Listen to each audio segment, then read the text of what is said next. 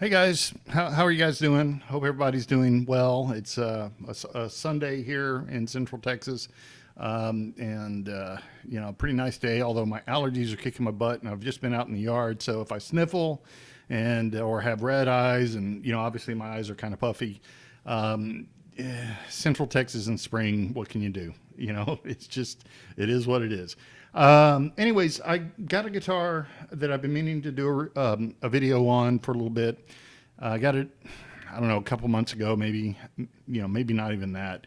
Off of Amazon. I was cruising Amazon and found these and it looked interesting, so I thought I'd take a flyer on it. But it's by a company called Eart, E-A-R-T, or Eart. Um, Not sure how to say it. I've seen a few other reviews about it, and a lot of other people are in the same boat. They're like, I don't know how to say it. But this is the guitar, and it's a headless design, and it's the body. The body very much is reminiscent of what's of a Strandberg guitar. Can't remember the model of the Strandberg. Somebody, I'm sure, will chime in down below and tell me what that is. But the Strandbergs are a very high end guitar, two, three, $4,000 apparently.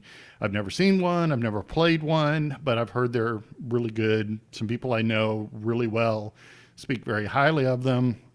This appears to be a copy of at least the body. Of course, can't copy the headstock on a headless guitar, but yeah. So that's kind of where the shape's coming from. Not a big fan of the aesthetic, but it does have some benefits, which I'll get into in a little bit. So normally when I do a guitar video, I start at one end, go to the other. So I would normally start with the headstock and the tuners, but obviously can't do that because headless. But we'll start with the end of the neck, and there's something interesting right here, right off the bat. And I'll see if we can catch it. Okay, first of all, it has what appears to be Diodaria strings, which is nice.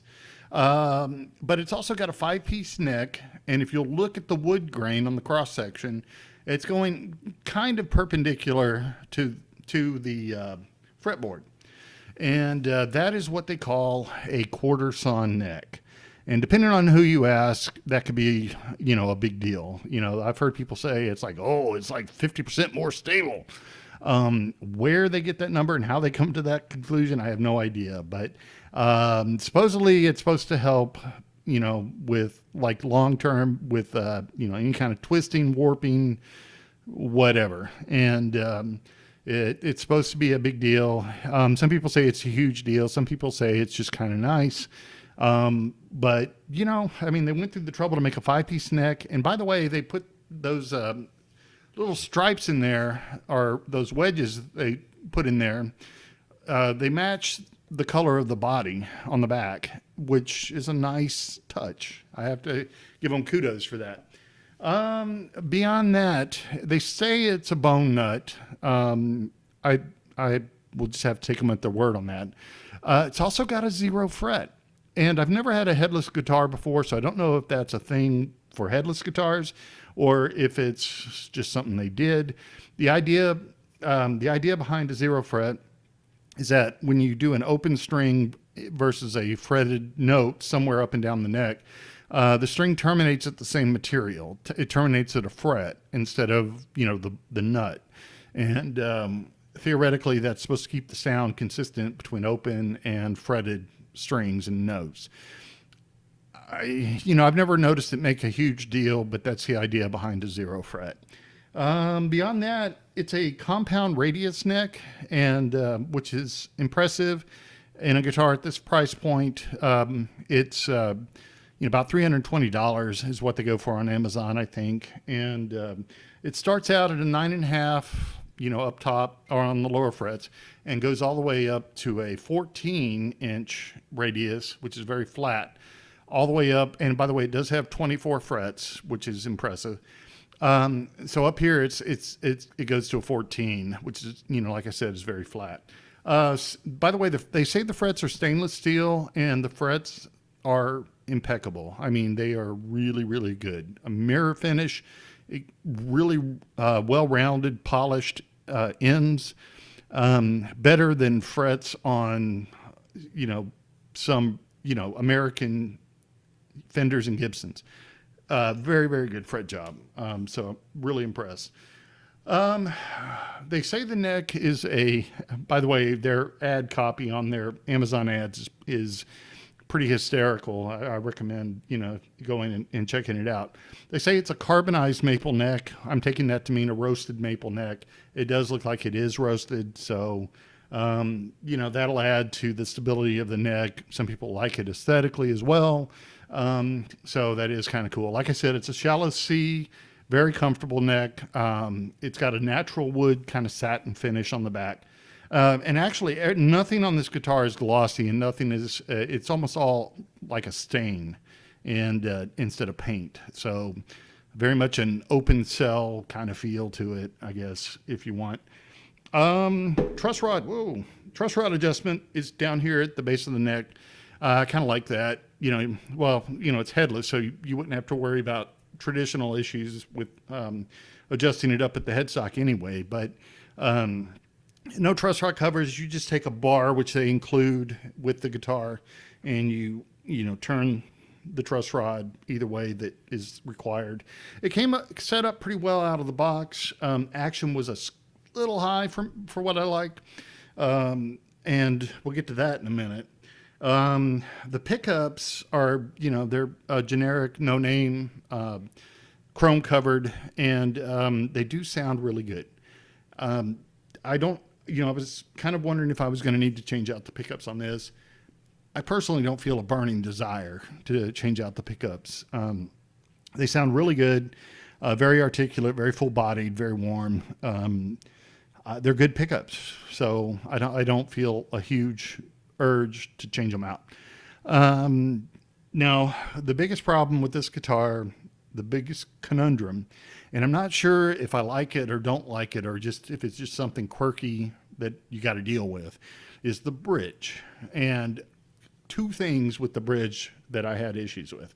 So not sure if this bridge design is completely proprietary to this model, to this brand, but two things. The saddles, they're almost, I don't know if you can see it, they're almost more rollers than saddles. And the way they work is there's two screws. One is like a lock screw, and the other is to adjust it up or down. So I unlocked the screws to adjust the action lowered a little bit, and it just wouldn't move. And finally, after a while, I took a screwdriver and I pressed down on it, and all of a sudden there was a pop, and it went down to where the screw was that I had adjusted. So it was like it was caught, it was bound, and I had to kind of break it loose. Since then, I've not had any issues with it. I put a few drops of F1 oil in there to kind of lubricate it, and it's been fine. It adjusts up and down like it should, but that was a little weird. It took me a hot minute to figure that out. The other thing with the bridge, that this is probably the bigger deal, is these are the tuners, of course, and the idea is you're supposed to turn them to adjust your tuning. They are very stiff to turn by hand. So, and in fact, what they do, and I guess the way they intend for you to use it, on the side of the bridge, attached with in a little socket by a magnet, is this little tiny crank arm. Yeah. The part between my fingers is like an Allen key kind of deal, and that goes down into the tuner keys, and you're supposed to turn it left or right, or whatever, to adjust your tuning with this crank arm. So the big problem I see here, obviously, is I'm not a fan of having to use a tool to tune your guitar. Plus, I think a lot of people are going to lose this little guy pretty quick. In fact, I'm going to go ahead and put it back right now. The tuner heads do have a Phillips head slots down in there. So I've got a little multi-tool, Gibson multi-tool that has a Phillips head on it. and it fits in a pocket real easy. I could take that and, bring it with me, and I could adjust the tuning with that as well. But, I mean, if you're like on stage and just wanting to adjust tuning between songs or sets or whatever, and I mean, having to break out a tool to adjust your tuning, kind of odd, kind of not so great. Um, so, anyways, it is what it is. Other than that, the bridge is very stable, holds tune really well, and it's fine. But that I hope that was quirky. Anyways, beyond that, that's kind of the bulk of it. I play a little bit for you. I mean, I'm not going to play a lot. Just need to turn my amp on. Hold on 1 second.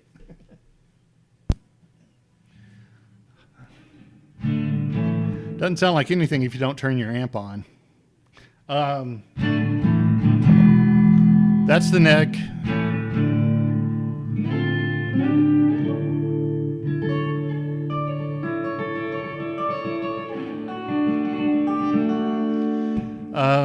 Let's go to the middle.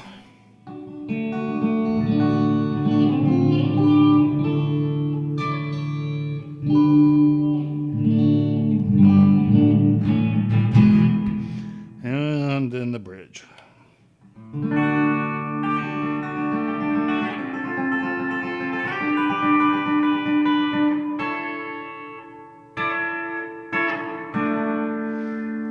So, it's got three very distinct voices in the different settings, and they're all nice. I mean, even the bridge, doesn't get too brash or harsh.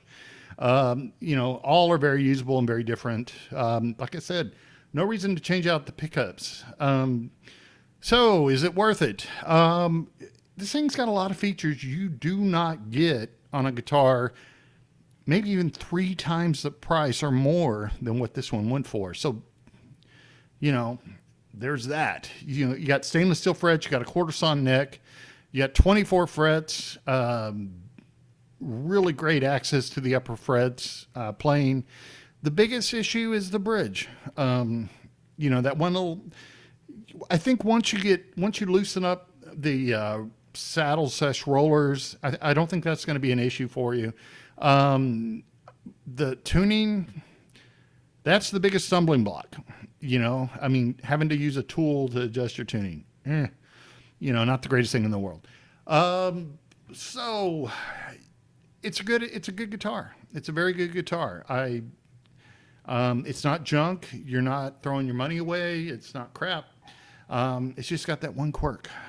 Maybe you could change out the bridge. I don't know what you would change it out with, but it's not a bad guitar. So, and it is very fun to play. It plays well.